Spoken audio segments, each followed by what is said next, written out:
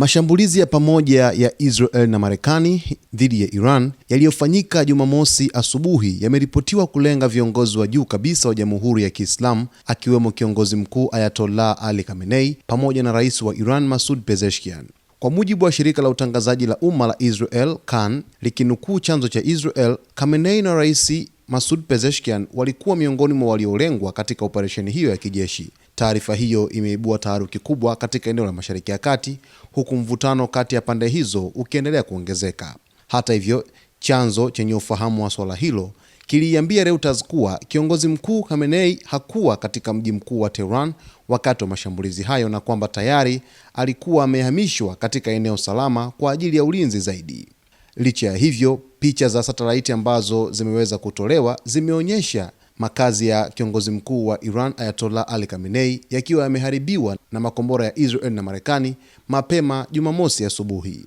Wakati huo huo, chanzo cha Iran kilicho karibu na uongozi wa juu wa nchi hiyo kimesema kuwa makamanda kadhaa waandamizi wa jeshi la walinzi wa mapinduzi ya Kiislamu maarufu kama IRGC pamoja na baadhi ya maafisa wa kisiasa waliuawa katika mashambulizi hayo. Kwa upande wake, vyombo vya habari vya serikali vya Iran vilikanusha hofu kuhusu usalama wa rais Masoud Pezeshkian mapema Jumamosi. Mashirika ya habari ya IRNA, Mary News Agency na ISNA yaliripoti kuwa rais Pezeshkian yuko salama kabisa na hana tatizo lolote kufuatia mashambulizi hayo ya Marekani na Israel. Mashambulizi haya yanakuja katika kipindi ambacho mvutano kati ya Iran kwa upande mmoja na Israel pamoja na Marekani kwa upande mwingine umefikia viwango vya juu, huku kila upande ukitoa onyo kali dhidi ya mwenzake.